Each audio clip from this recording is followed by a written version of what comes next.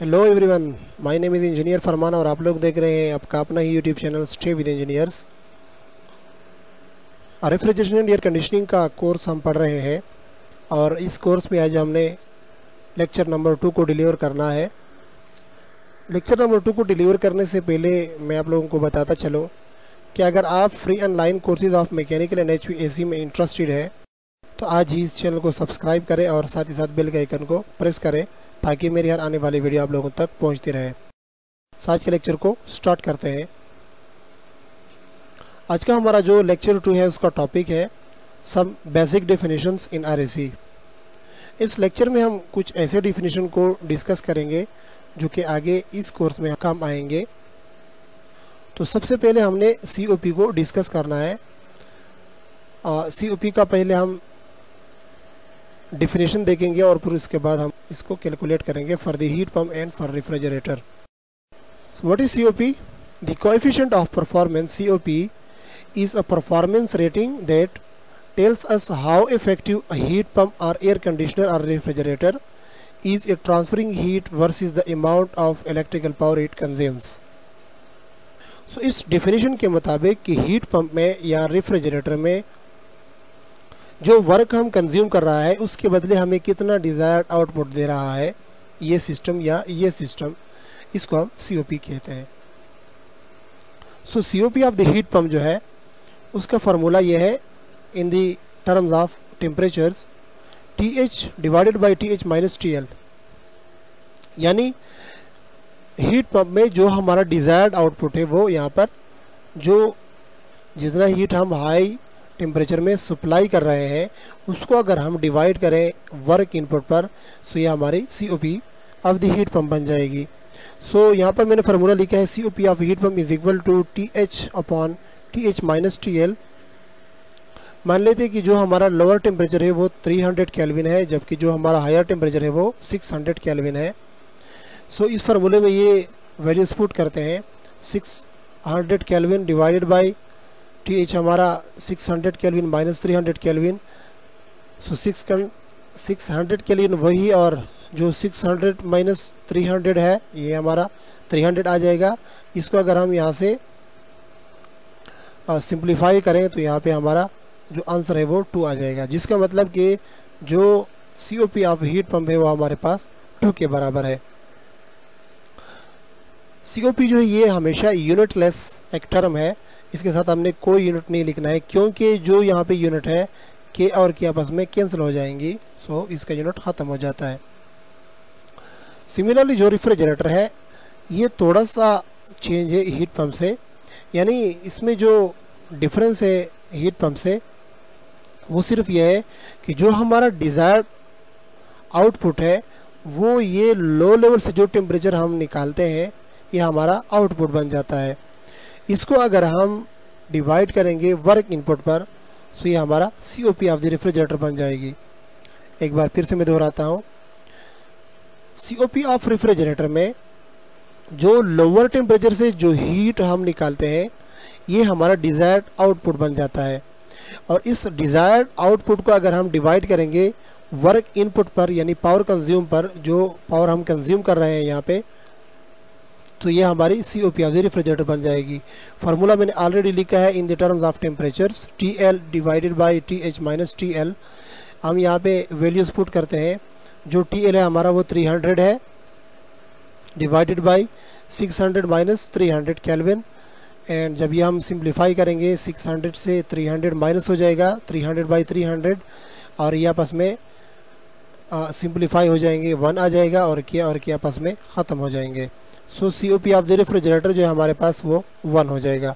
अब अगर इस 1 को हम कंपेयर करते हैं COP of the heat pump के साथ, सो पिछले लेक्चर में मैंने आप लोगों को बताया था कि ये बात आप लोग हमेशा याद रखें कि COP of the heat pump जो है ये बराबर होगी COP of the refrigerator plus 1 के।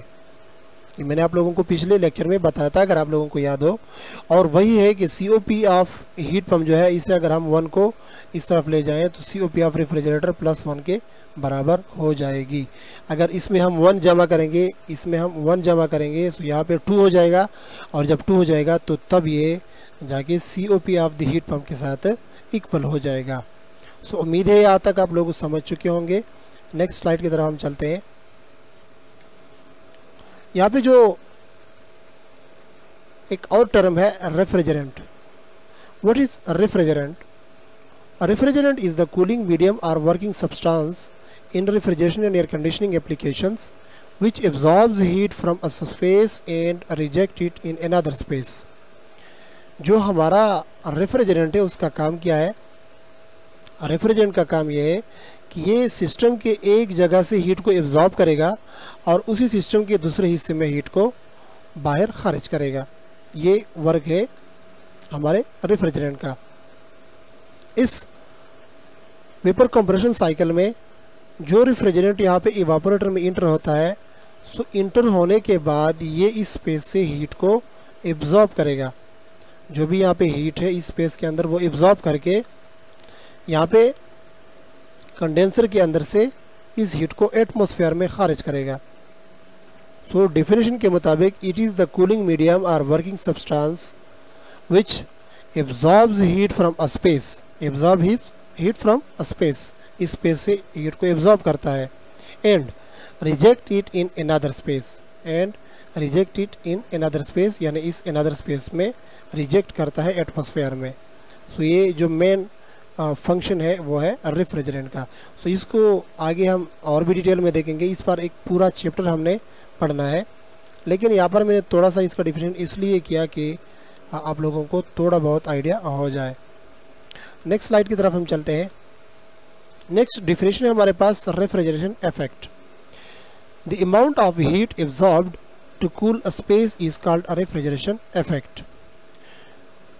हरारत का वो मिकदार जो किसी जगह से जज़ब की जाए जिसके नतीजे में वो जगह ठंडा हो जाता है, उसको हम रेफ्रिजरेशन इफेक्ट मानेंगे।